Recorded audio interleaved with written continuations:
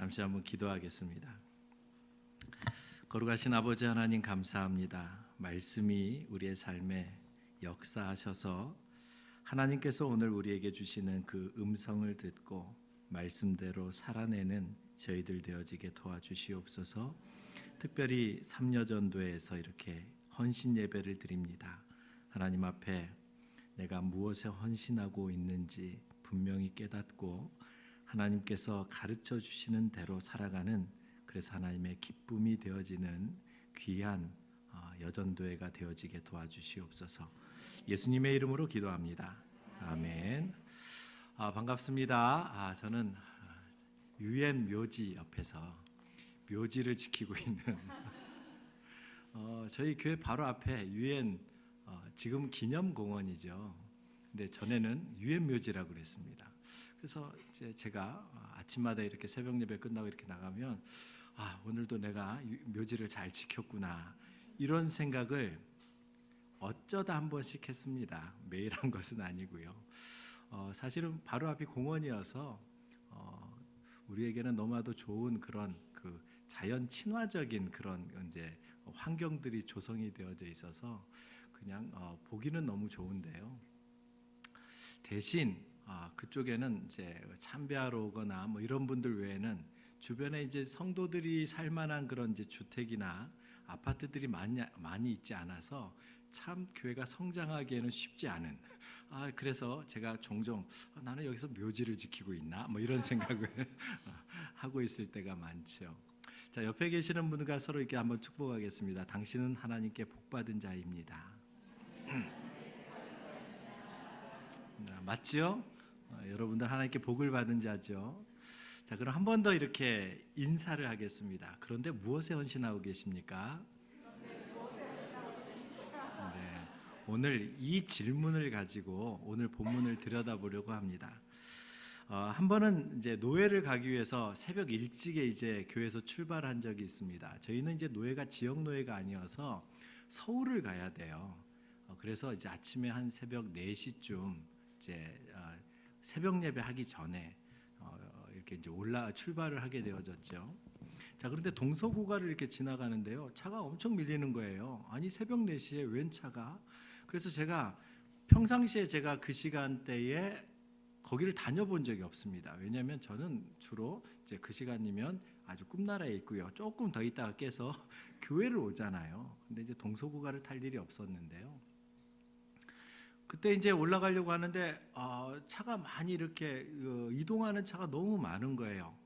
한참을 가다가 이런 생각을 해보았습니다. 야, 이분들이 지금 다 출근하시는 분 아니야? 이런 생각을 해봤죠. 그러니까 여러분, 많은 사람들은요,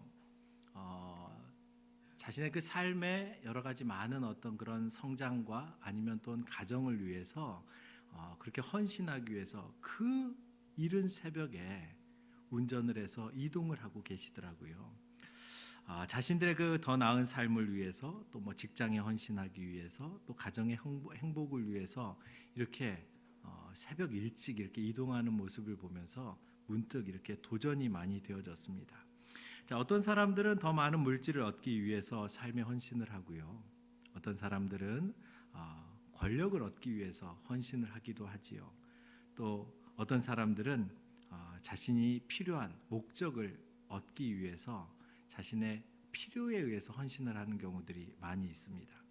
자, 그렇습니다. 사람들은 자신이 정말 가치롭게 생각하는 것에 시간을 투자하고 또 물질을 투자하고 또 열정을 투자하는 것이죠. 자, 그런데 제가 이제 그날 이렇게 생각을 해봤던 것이 무엇이었냐면, 그러면 나는 무엇에 헌신을 하고 있을까? 이런 거였단 말이죠. 여기서 동일하게 여러분들에게 질문을 해보고 싶어요. 여러분들은 지금 무엇에 헌신하고 계십니까? 더 좋은 대학? 아니면 더 좋은 직장? 더 좋은 위치? 권세의 자리? 더 많은 물질? 더 나은 건강? 뭐 삼여전도회면 이제 자녀들 양육해야 되잖아요, 그죠?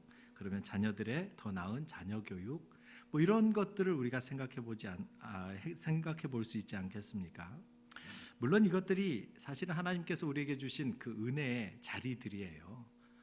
은혜의 자리들이지만, 그러나 그것이 내 삶의 목적이 되어진다면 오히려 그것이 우리로 하여금 하나님을 떠나게 하는 그런 원인이 되어질 수도 있다라는 생각을 해보게 되어지는 것이죠. 그래서 오늘 저는 본문을 통해서 결론부터 얘기하면 말씀에 헌신하지 않으면 세대가 어떻게 되어질까? 오늘 사사기 본문을 통해서 한번 고민해보는 시간이 되어졌으면 좋겠습니다. 자, 오늘 본문은 우리가 미가 신상 사건이라고 부르는 그러한 한 사건이 등장을 합니다. 이때가 언제인가 하냐 하면요, 가나안 정복 전쟁 중에 정착을 위해서 단지파가 이동을 하는 것을 보니까 가나안 전쟁이 시작되어진 지 그렇게 오랜 시간이 지난 것 같아 보이지 않아요. 자, 세월이 엄청 많이 지난 것 같아 보이지 않다라는 거죠. 그러니까 여호수아를 모르는 세대가 아니라 불과 할아버지 정도의 세대가 되어지지 않을까라는 생각해 보는 거죠. 오늘날로 얘기하면 한 5, 60년 정도 흘러간 것 같다라는 추측을 해봅니다. 정확하게 성경에 연대가 안 나와 있어서 저도 잘 몰라요. 그런데 성경을 나름대로 그때 이제 본문에 나와 있는 것들을 한번 이렇게 찾아보니까 한 그 정도 추측을 해볼 수 있다라는 거죠. 자, 그런데 그 시대에 오늘 본문에 한 인물을 등장시켜요. 여러분, 시간을 얼마나 제가 설교해야 되나요? 짧게 해야 되죠? 그러면 패스하고요. 짧게 안 해도 되면 조금만 제가 더 설명을 할게요. 사사기를 보면요, 사사기 1장부터 16장까지는 사사에 대한 얘기들이 쭉 나오잖아요. 그러다가 갑자기 17장부터 마지막 장까지는 두 가지 사건을 갑자기 얘기를 해요. 근데 이 사건들이 사실 본문에 이렇게 내용을 보니까 이제 출애굽 이후에 이제 가나안 정복 전쟁이 시작되어진 지 얼마 안 됐을 때 이야기인 것 같다라는 그런 뉘앙스를 굉장히 많이 풍겨주고 있습니다. 자, 그런데 이게 의미가 있단 말이죠. 자, 에브라임 산지에 미가라는 사람이 살고 있었어요. 자, 그런데 그가 오늘 본문을 제가 좀 설명을 해볼 테니까 그냥 들으세요. 아셨죠? 막 성경 안 찾으셔도 됩니다. 그 어머니로부터 은 1,100개를 훔쳐요. 자, 훔쳤는데 그런데 어머니가 그 돈을 훔쳐간 사람에게 엄청난 저주를 해요. 자, 그러자 이 미가가 그 이야기를 들었어요. 어머니가 저주하는 것을 들었는데 돈을 누가 훔쳤어요? 자기가 훔쳤잖아요. 그러니까 마음이 뜨끔한 거예요. 아이고, 이 저주가 나한테 임하면 안 되는데. 그래서 이제 어머니에게 이제 가서 사실대로 이실직고를 합니다. 엄마, 사실은 그거 제가 가져간 건데요, 라고 얘기를 했단 말이죠. 그랬더니 어머니가 조금 전까지만 해도 막 저주를 했는데 갑자기 얼굴 표정을 바꾸십니다. 그러면서 하는 말이 뭐냐면 여호와께서 내게 복을 주시길 바란다 라고 얘기를 해요. 자기 아들이 이제 훔쳐갔으니까 저주가 임하면 안 되잖아요. 그래서 이제 아들에게 여호와께서, 하나님께서 내게 복을 주시기 바란다라고 얘기합니다. 그런데 한술 더 떠서 어떻게 반응을 하냐면 자식이 그 돈을 내놓으니까 야, 어차피 이거 잊어버렸던 건데 다시 이렇게 돈이 들어온 것을 보니까 이걸 기념으로 신상 하나 만들어서 이것을 만들고 나머지는 하나님께 드렸으면 좋겠다라고 이렇게 이야기를 합니다. 자, 그리고 이제 그 신상을 만들기 위해서 미가에게 돈을 다시 이제 돌려줘요. 그러자 미가가 그 돈을 가지고 은장색에게, 그러니까 우상을 만드는 사람에게 가서 우상을 하나 만들어 와요. 그리고 자기 집에 이제 신당이 있었기 때문에 이왕 만드는 거 에봇과 드라빔까지 만들어서 야, 그러면 또 하나님을 더 잘 섬겨야 될 거 아닙니까? 이왕 좀 이렇게 여기까지 우상까지도 만들었는데요. 그래서 이제 미가의 아들 한 명을 제사장으로 삼아서 네가 큰 아들 이리 와, 네가 여기에서 제사장 역할해 라고 이렇게 이제 이야기를 합니다. 자, 여기까지가 오늘 본문의 내용을 제가 한번 이렇게 얘기를 해본 거예요. 본문 그대로를 그냥 제 식으로 얘기해 본 거예요. 자, 그런데 여러분, 남의 나라 얘기니까 좀 이게 감이 안 오잖아요. 오늘날로 조금 번역을 해서 얘기를 해볼게요. 여기 혹시 김 권사님 계십니까? 김 권사님 손 들어보세요. 네, 다행입니다, 안 계셔서. 왜냐면 제가 김 권사님 얘기를 할 거거든요. 계세요? 그럼 그 김 권사님 얘기는 아닙니다. 제가 어느 김 권사님, 이 어느 김 권사님에게 아들이 하나 있었는데요. 그 권사님이 돈을 좀 많이 가지고 계셨는데 아들이 1억 1천만 원을 훔쳐갔어요. 자, 그런데 이 어머니가, 이 권사님이 이 돈을 잃어버리고 나서 이 어떤 놈이 해가면서 육두문자를 써가면서 노발대발합니다. 그거 먹고 확 죽어버려라 막 해가면서 이제 별의별 얘기를 다 하면서 이제 천벌 받을 것이라고 막 하면서 이제 막 저주를 하고 욕을 했어요. 그랬더니 그 아들이 그 얘기를 딱 듣고 이거 내가 가져갔는데 라고 생각을 하고 어머니에게 얘기하죠. 어머니, 사실 제가 돈이 좀 필요해서 그거 몰래 좀 갖다 썼는데요. 제가 이렇게 다시 반납합니다. 라고 이제 가져왔어요. 그랬더니 어머니가 그 말을 듣고 말을 금방 바꿔요. 아이고 우리 착한 아들. 우리 착한 아들, 그래 하나님께서 너의 그 선한 마음을 보시고 그 저주를 복으로 바꿔줄 거야 하고 막 축복을 해줘요. 자, 돈을 돌려받은 김 권사님이 가만히 생각을 해보니까 어차피 이 돈 없어졌던 돈이었잖아요. 그래서 야, 이거 하나님께 차라리 드리자, 헌금하자. 그래서 이제 큰 마음을 먹고 아들에게 얘기합니다. 아들아, 하나님께서 내게 복을 주시도록 이 돈으로 우리가 형상을 하나 만들어 가지고 이제 우리가 섬기자라고 얘기하고, 자, 우리가 하나님을 더 잘 섬기기 위하여서 이제 이렇게 만들어 놓으면 하나님께서 얼마나 기뻐하시겠니? 라고 이제 어머니가 김 권사님이 아들에게 이렇게 가르쳐 주는 거예요. 얘기해 주는 거예요. 자, 이제 그 돈을 받은 그 아들이 2천만 원을 들여가지고 신상을 하나 만들어 옵니다.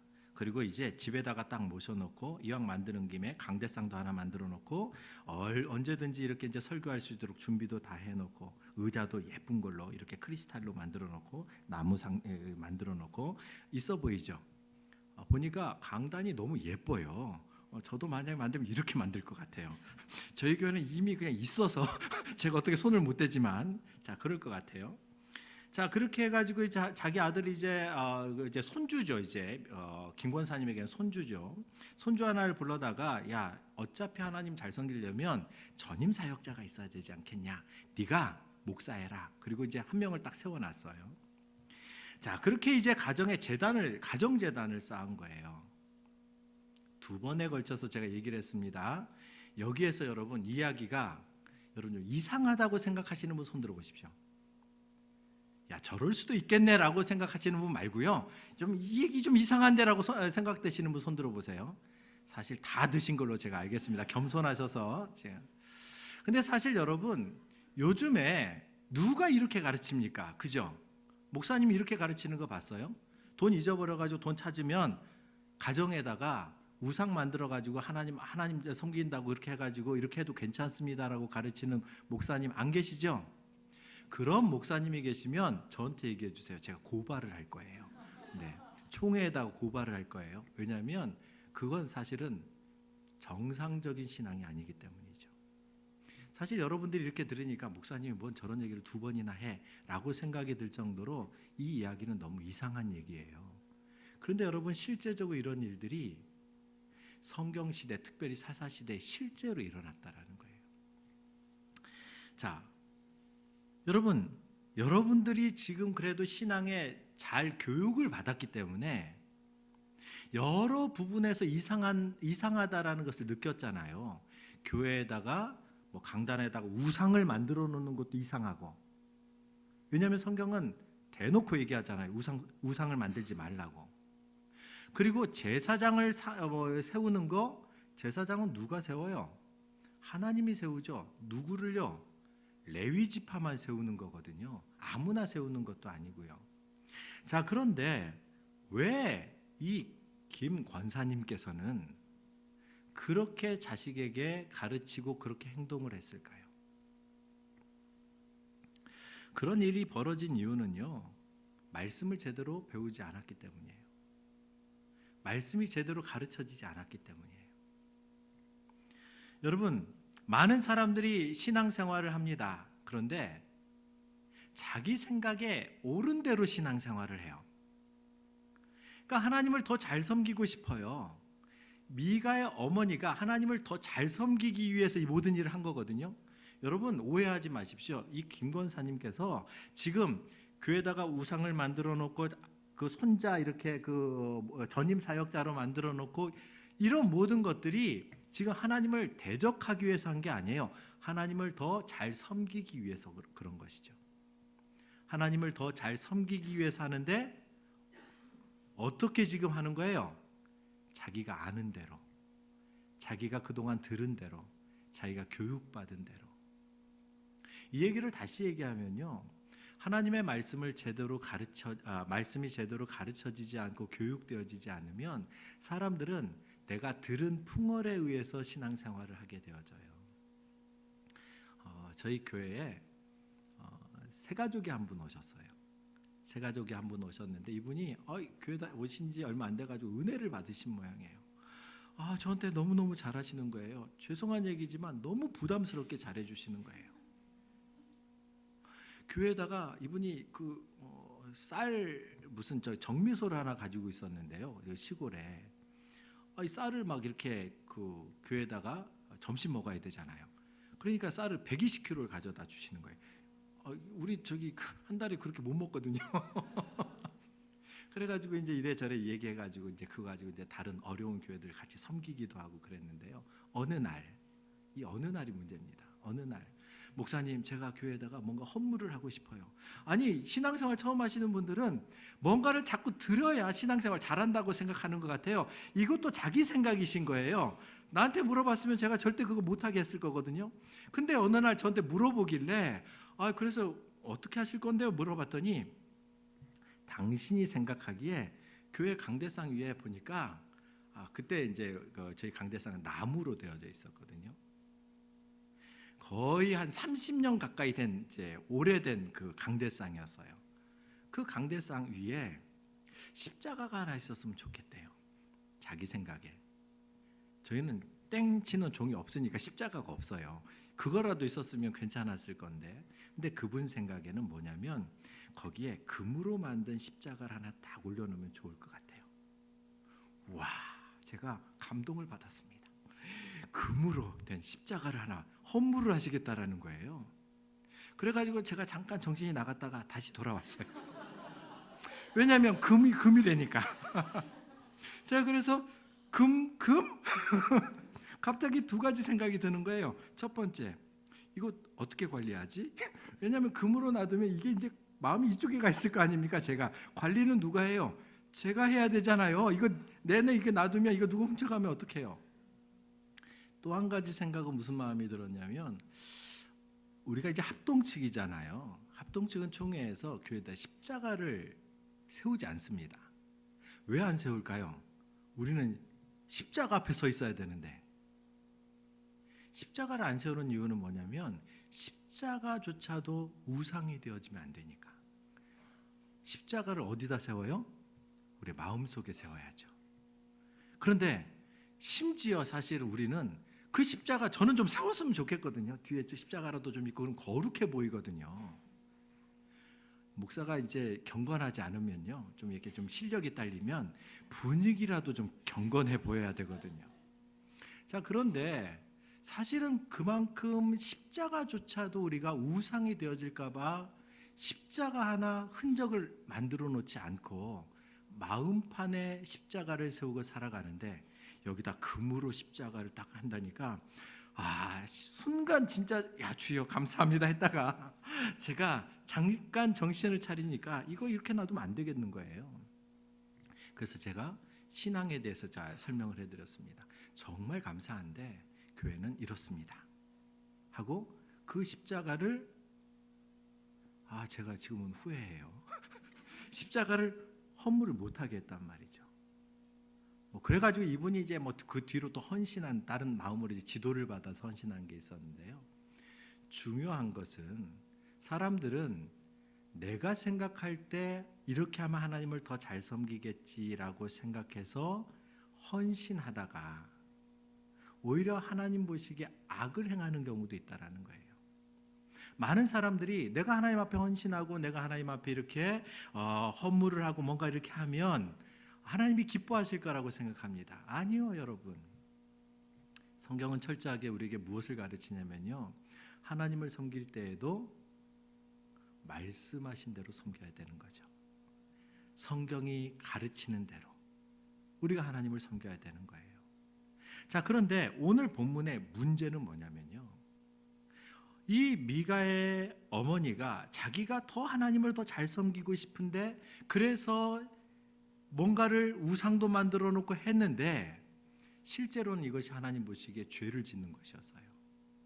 자, 그런데 더 큰 문제는 무엇이었냐면 거기에 이제 레위 지파의 청년 하나가 등장을 해요. 이 청년이 문제였어요. 왜냐하면 여러분, 성도들은 잘 모를 수 있습니다.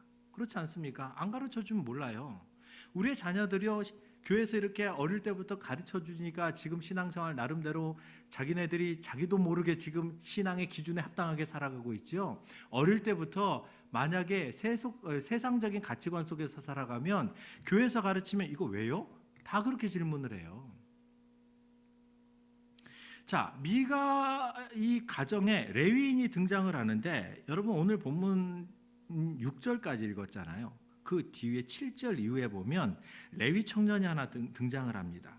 자, 사실 여러분, 미가도 들은 이야기가 있어요. 왜냐하면 이전부터 이제 하나님에 대해서 어떻게 섬겨야 되는 이야기들을 들은 게 있는데, 뭔가 들은 이야기들이 뭔가 조금씩 이렇게 시대가 지나가면서 왜곡되어져 갔단 말이죠. 만약에 정확하게 알았으면 우상 만들라고 했을 때 엄마, 권사님, 이건 잘못됐습니다, 얘기해 줘야죠. 근데 한마디도 안 하는 이유가 뭐예요? 모르니까요. 자, 그런데 이것을 알고 있었던 사람이 누구예요? 레위 지파가 이것을 알고 있는 거죠. 왜냐하면 레위 지파는 그거 하라고 하나님께서 특별히 세운 사람들이니까. 레위 지파는요, 왜 하나님께서 그들에게 기업을 주지 않았는지 아십니까? 다른 12지파에게는요 다 땅을 기업으로 줬어요. 기업으로 줘서 너 여기서 농사를 져가지고 여기서 가축을 지어서 거기에서 생산되어지는 걸 가지고 너 먹고 살고, 그리고 너의 삶을 영위해라. 그리고 11조를 들여서 내가 특별하게 세우는 레위 지파에게 공급해서 이 사람들은 오직 말씀을 연구하고 하나님을 예배하는데 집중할 수 있도록 해라. 그래서 48개의 성읍에 다 흩어가지고요, 그 성읍에서 거기에 속해 있는 그 지파들에게 말씀을 연구해서 말씀을 가르치는 역할을 해야 됐단 말이죠.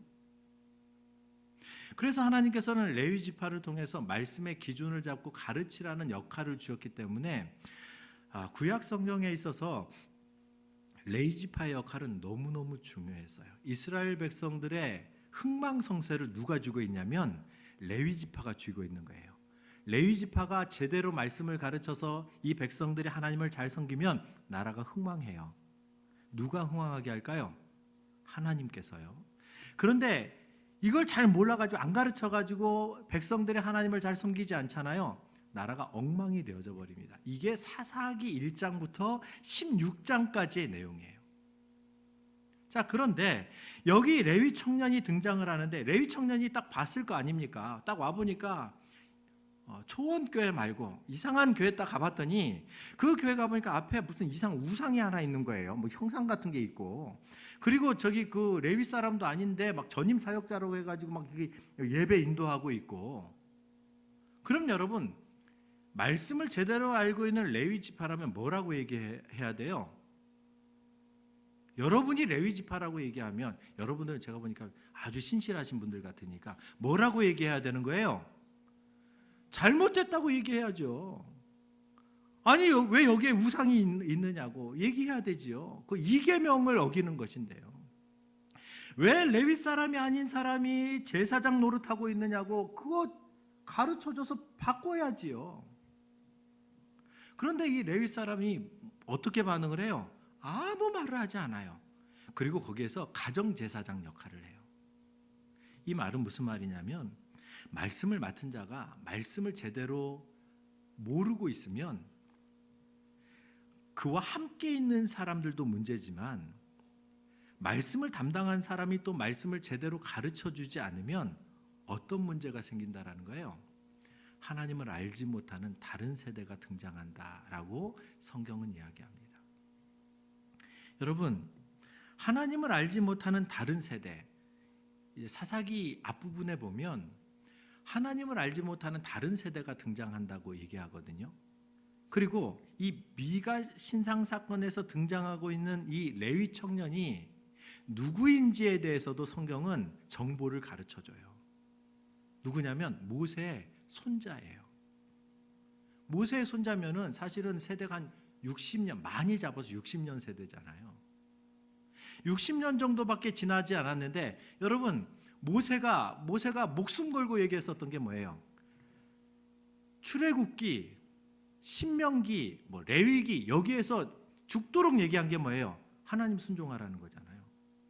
하나님 말씀을 배우고 가르치고 순종해라, 이거 얘기하잖아요. 죽기 직전까지 이거 얘기해요. 신명기 28장에 보면요, 1절부터 14절까지 축복을 선포해요. 하나님의 말씀을 순종하면 내가 너를 세계 모든 민족 위에 뛰어나게 해주겠다 라고 축복을 선포해요. 그런데 여러분, 놀랍게도 15절부터 68절까지 더 많은 장이 하나님의 말씀을 순종하지 않으면 어떤 일이 벌어지는지에 대해서 너무너무 자세하게 얘기해요. 혹시 하나님 순종하기 싫으신 분들은 참고로 읽어보세요. 신명기 28장 15절부터 68절까지입니다. 밑줄 쫙 그어가면서 어떤 일이 벌어지는가. 근데 여러분, 레위 청년이 하나님의 말씀을 제대로 알았다면 잘못된 것을 가르쳐줘야 되는 거죠. 그런데 자기의 생존 때문에 먹고 사는 게 힘드니까 가정제사장이 들어가서 잘못된 거 아무 얘기도 안 하고 나중에 단지파가 와가지고 스카웃 제의를 해요. 야, 네가 가정제사장 하는 것보다 그래도 한 지파의 제사장 하는 것이 훨씬 더 낫지 않겠니? 여러분, 돈도 더 많이 주겠대요. 그 여러분, 그가 단지파의 제사장으로 가버려요. 제가 이 이야기를 계속 하는 이유는 무엇이냐면, 레위 지파가 사명을 감당하지 못하고 말씀을 제대로 가르치지 않으면 그 지도를 받지 못하는 그 다음 세대들은 하나님을 알지 못하는 세대가 되어진다라는 거예요. 미가 신상 사건에 등장했었던 그 레위 청년, 아무래도 말씀을 제대로 못 배운 것 같습니다. 말씀을 제대로 가르침을 받지도 못했던 것 같고, 자기가 레위 지파임에도 불구하고 말씀을 제대로 가르칠 만한 실력도 안 됐던 것 같아요. 이게 불과 2세대예요. 아니, 성경을 조금 더 좀 융통성 있게 해석을 해보면, 아들이라는 표현을 손자뻘로 이렇게 해석을 해서 해보면 그래도 100년 이내란 말이죠. 그런데 100년도 안 돼가지고 하나님을 알지 못하는 다른 세대, 그래도 앞에 있는 세대들은 하나님의 능력을 알았고 출애굽을 경험하고 또 아버지에게 들은 이야기도 있고 또 광야 생활을 하면서 자신들이 또 만나와 여러 많은 것들, 하나님의 능력을 경험한 적도 있고, 그래서 그 모든 것들을 경험한 사람들은 하나님을 떠나지 않았어요. 여러분과 저와 같은 세대들은 하나님을 떠날 세대가 아니거든요. 그런데 여러분, 우리가 말씀을 가르치지 않으면 우리 다음 세대들은요, 지금 삼려전도회 헌신 예배잖아요. 삼려전도회가 참 귀합니다. 왜냐하면 요즘에 30대 40대가 여러분 우리 한국 이제 기독교의 키워드거든요. 이분들이 얼마만큼 신앙생활을 잘하느냐가 이제 우리 다음 세대와 연결돼 있거든요. 그 윗세대는요, 이미 다 키워놨기 때문에요. 이제 그 세대들은 이제 하나님 앞에 이제 영광을 돌리면서 살아가야 될 세대인 거죠. 자, 그런데 여러분, 만약에 30대 40대가 우리 삼여전도회가, 사실 여러분 여기 다 바쁘시잖아요. 여기 이렇게 예배를 드리고 있지만 월요일 날 또 출근하셔야 되잖아요. 옛날에는요 출근 안 했어요. 출근 안 하고 가정 전업주부를 하셨잖아요. 왜요? 남편이 벌어다 준 걸 가지고 생활을 해도 삶을 살아갈 수 있을 정도로 그때는 그 구조가 되어져 있었는데, 지금은 그 구조가 안 되거든요. 맞벌이 하지 않으면요 자녀 양육하기가 쉽지 않습니다. 이게 이제 요즘의 현실이잖아요. 그러다 보니 이제 또 내일 아침이면 또 출근하셔야 되죠. 그리고 또 맞벌이 하다 보니까 자녀들을 누가 요즘에 양육해요? 우리 이제 할머니들이, 친정 어머니께서 요즘 고생을 많이 하세요. 친정 어머니들, 또 시어머니들이. 그래서 요즘에는 제가 우리 시어머니들하고 친정 어머니들에게 무슨 얘기하냐면, 권사님들 손에 우리 미래 세대가 달려 있습니다. 이래요. 왜요? 엄마들이 가슴으로 지금 양육할 수 있는 시간이 없거든요. 저는 이렇게 사회 구조가 되어진 것에 대해서 통탄을 합니다. 자, 그런데 뭐 시대가 지금 이렇게 되어진 것은 제가 어떻게 할 수 있는 게 아니니까 우리 할머니들에게, 우리 그 시어머니에게, 우리 친정어머니들에게 권사님께서 가서 반드시 기도해 주세요. 애들 막 짜증내지 마시고, 그래 내가 아이들 내가 제대로 못 양육시킨 거 내가 대신 내가 우리 손주들 내가 제대로 내가 신앙교육 시키겠다 하고 기도해 주라고요. 말씀 가르쳐 주라고 내가 그렇게 가르치거든요. 사실은 부탁을 드리고 있어요. 그렇게 부탁을 드려요. 그런데 여러분, 다음 세대의 말씀을 가르치지 않으면 사람들이 하나님을 떠나가게 되어져 있어요. 여러분, 저희들은 사실은 이렇게 살다가 가면 돼요. 사실 죄송한 얘기지만요, 저와 저 윗세대들은요 아직 하나님의 은혜를 누리는 세대예요. 그리고 어딜 가도 제가 아무리 이 시대가 목회자의 권위가 떨어져도요 목사님 합니다. 근데 여러분, 우리 다음 세대들은요, 후배들은요, 그리고 여러분들의 자녀들이 양육되어져 갈 그 세대는요, 그들이 하나님을 제대로 섬길까요? 얘기 한 가지만 하고 제가 말씀을 맺으려고 합니다. 제가 참 사랑하는 권사님 한 분이 계세요. 저희 교회 권사님은 아니고요, 제가 이전에 사역했었던 권사님인데, 권사님이 이제 저하고 이제 사역을 하다 보니까 이제 좀 제가 마음이 편해지셨던 모양이에요. 그래서 권사님이 평상시에는 속마음을 얘기 안 하셔서 잘 몰랐어요. 왜냐하면 겉으로 보면요, 다 그 권사님이 사회적으로도 성공하셨던 분이고, 그리고 또 남편도 교장 선생님 출신이시고, 자녀들도 굉장히 이제 이름만 대면은 모르지만 그래도 그분의 직업을 얘기하면 와 성공했네 라고 생각할 만한 그런 위치에 다 가 계시기 때문에 나름대로 다 잘 사신다라고 생각해요. 그리고 평상시에는 그런 얘기를 안 하시니까 몰랐죠. 그냥 잘 살고 계시고 가정에 넉넉함이 있어서 늘 행복하신 분. 어느 날 신방 갔는데, 목사님 저를 위해서 기도해 주세요 라고 얘기하더라고요. 그래서 뭔데요? 또 죽을 병이 걸리셨나? 뭐 이런 생각을 했어요. 왜냐하면 어른들이 갑자기 기도해 달라 그러면 심장이 좀 덜컹덜컹 하거든요. 자, 그런데 갑자기 이제 자녀들 얘기를 하시는 거예요. 목사님, 제가 사실은 자식들을 잘못 가르친 것 같습니다. 왜요? 자식들이 다 사회적으로 그래도 성공을 했고, 그리고 또 나름대로 돈도 많이 벌고 있고, 그런데 사실은 이놈들이 교회를 안 나가요. 그러면서 그 다음 말씀을 하신 게 제 마음에 지금도 박혀 있어요. 제가 이 녀석들을 양육할 때 다 모태신앙들이에요.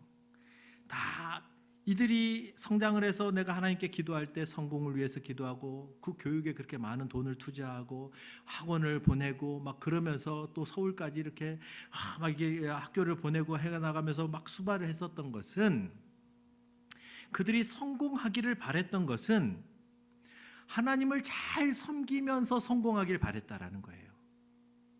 제가 여러분들께 여쭤볼게요. 여러분들이 지금 자녀들을 위해서 기도할 때 막 자녀들이 성공하길 원하고 좋은 대학 가길 원하고 좋은 어떤 학교에 들어가길 원하고 다 그렇게 기도하지만, 그 기도의 바닥에 깔려 있는 거, 믿는 것은 하나님을 잘 섬기면서 그렇게 성공하길 바라시죠? 그게 여러분 함정이었던 거예요. 당연히 신앙생활 잘할 줄 알았는데요, 이 녀석들이 서울 올라가가지고 이제 지방에서 이렇게 하니까 서울로 대학 들어가고 하니까 이 녀석들이 떨어져 나가니까 서울에 올라가가지고 신앙생활 잘하는 줄 알았더니 어느 순간 보니까 교회를 안 나가고 있더라는 거예요. 좋은 직장 들어가서 좋은 어떤 변호사가 되어지고 검사가 되어지고 의사가 되어져서 나름대로 거기서 성공을 했는데 인정은 받았는데 나중에 보니까 하나님을 떠나 있더라는 거예요. 지금 와가지고 돌이켜보니까 이 녀석들이 지금도 교회를 안 나간다라는 거예요. 지금 그분은 이제 소천하셨는데요, 그분이 저한테 하시는 얘기가 그래요. 목사님, 저는 자녀를 잘못 키운 것 같아요. 내가 바랬던 것은 이 아이들이 하나님의 말씀을 잘 듣고 순종해서, 그래서 하나님의 축복으로 이 아이들이 성공하기를 바랬다는 거예요. 신앙에서도 성공하고 그리고 사회적으로도 성공하기를 바랬는데, 사회적으로는 성공을 했는데 신앙을 떠나 있더라는 거예요. 여러분, 우리가 이것을 잊어버려서는 안 되는 거죠. 제가 꼭 드리고 싶은 말씀은요, 부모님들이 아직 품 안에 있을 때 자녀들 교육을 포기하지 마십시오. 교회에다가 맡기지 마세요. 이제는 자녀 교육을 교회에다 맡기는 시대가 아닙니다. 물론 선생님들이 가르쳐 주시니까 더 좋죠.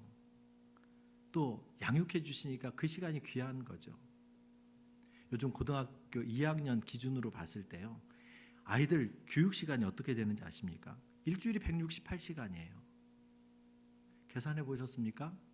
네, 집에 가서 한번 계산해 보세요. 168시간인데요. 자녀들이 고등학교 2학년 기준으로 학교와 학원에서 공부하는 시간이 평균 75시간이래요. 하루에 15시간이에요. 그러니까 집에서 잠자는 시간 빼놓고는 학교, 학원, 그게 이제 자신의 삶이에요. 자, 그런데 거기에서 세상 지식 배우죠. 학교에서 신앙교육 못 시키잖아요, 지금요. 자, 그리고 그렇게 살아가다가 여러분 교회 와서 하나님 앞에 기도하고 예배하는 시간이 고작 2시간이에요. 2시간도 많이 잡아서 2시간이에요. 주일학교 학생의 시간 1시간, 그리고는 그냥 교회에서 그냥 놀다가 학원 가고. 자, 그런 아이들이 여러분 좋은 신앙을 가질 거라는 것은요, 여러분들이 지금 기적을 기대하고 있는 거예요. 안 하는 것보다 낫겠죠. 그러다 보니 여러분, 아니 수학 과외는 시키면서 왜 성경 과외는 안 시키나요? 아니 그냥 무료로 해준다 하는데도 안 와요. 수학 과외를 시킨다 그러면 막 웃돈을 줘서라도 더 잘 가르치는 선생님들 찾아가잖아요. 생명과 관련되어져 있는 말씀을 가르쳐 준다고 하면요, 무료여서 그런가 목사님 한 100만 원씩 받으시죠. 네. 시간당 1타 강사로. 네. 이게 사실은 웃으면서 하는 얘기 같지만 사실은 슬픈 얘기예요. 여러분, 저와 여러분들은 신앙이 얼마나 중요한가를 다 아시는 세대예요. 그렇지만 우리 자녀들이 그냥 자연스럽게 신앙생활 잘할 거라고 생각합니다. 그러다 보니까 내가 열심히 벌어서 자녀들에게 내가 물질을 공급해주고 학원 보내고 그러면 자연스럽게 신앙도 좋고 또 세상에서도 성공하는 그런 사람이 될 거라고 생각해요. 천만의 말씀입니다. 말씀을 부모님들이 안 가르쳐 주면요, 신앙교육을 어릴 때부터 가르치지 않으면요, 그리고 품 안에 있을 때 그 아이들을 바르게 잡아주지 않으면 나중에 여러분 다 커보십시오. 그러면 그 아이들이 자기 소견에 옳은 대로 가요. 그러므로 저와 여러분들이 무엇에 헌신해야 되는가? 여러분 말씀에 헌신하십시오. 여러분들이 집에 가서 아이들에게 성경을 가르치실 수 있으시겠어요? 나도 모르는데 어떻게 자녀를 성경을 가르쳐요? 가르치려면 내가 먼저 배워야 돼요. 알고 있으면 그것을 가르쳐 주세요. 밥상머리에서 기도해 주세요. 특히 아버지들, 가장의 권위가 뭡니까? 가장의 권위는 축복해 주는 거잖아요. 아이들 학교 가기 전에 기도해 주고, 먼저 일찍 나가면 나가기 전에 그냥 잠자는 애들이 머리 위에다가 기도해 주시고, 그리고 부모님이 아이들 학교를 보내면 그 아이들 꼭 끌어안고 기도해 주시고, 그래서 신앙을 가르쳐 줘야 그래도 하나님을 떠나는 아이들이 점점 많아지는데, 여러분 그거 아무것도 안 하면요, 여러분들만 신앙생활 하시는 거예요. 그리고 다음 세대는 소망이 없습니다. 그러므로 저와 여러분들이 이 시간에 한번 기도했으면 좋겠습니다.